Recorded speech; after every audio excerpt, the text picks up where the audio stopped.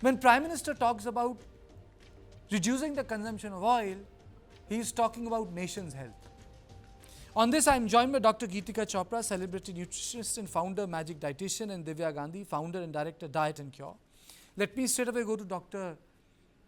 Geetika Chopra first. Why do you think that the consumption of oil in India has jumped from 2.9 kg to 19.7 kg? Why has that jump happened? Have we changed the way we eat? Why are we eating more oil, madam?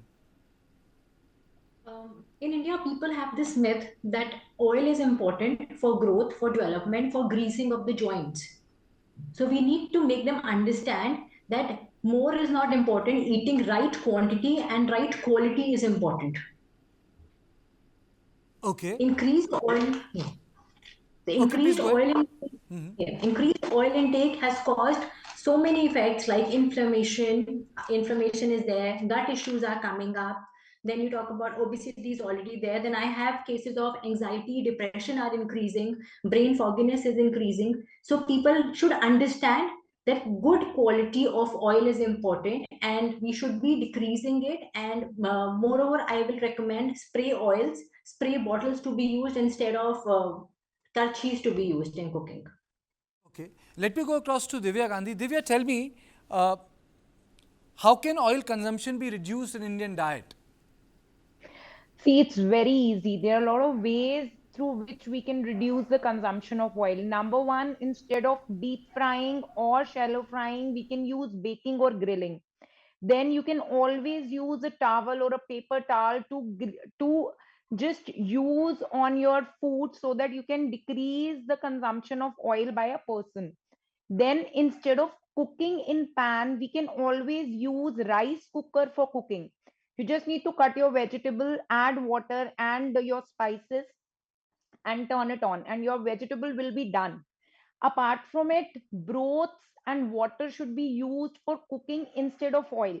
Having said that, oil is not bad. Excess of oil is bad. There are certain fat soluble vitamins which are required by the body which needs fat, but it should be in moderation. Wherever required, you should avoid using oil and use these methods for cooking so that the overall consumption will be apt.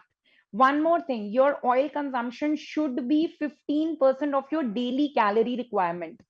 1 gram of oil is 9 calories.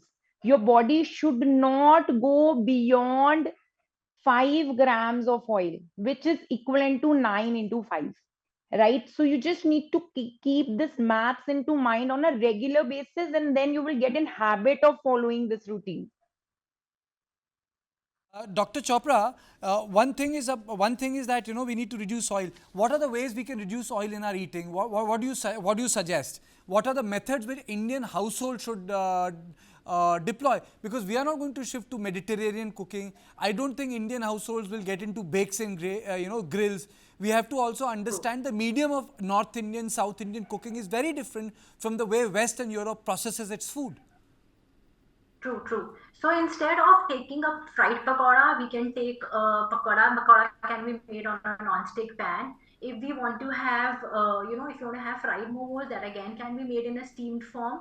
So as I said, we have to use sprays instead of using a tablespoon or a karchi to do the cooking. I think the oil spray will really help. And if you make your vegetables in curd, and already India is a nation of spices, so spices will give you nice flavor. So you don't need to put a lot of oil to make your food tasty. We should not take oil as taste. We should take oil to the extent that it gives you nourishment, and you have to remember the component of self-love when you're eating it. So excess will be dangerous.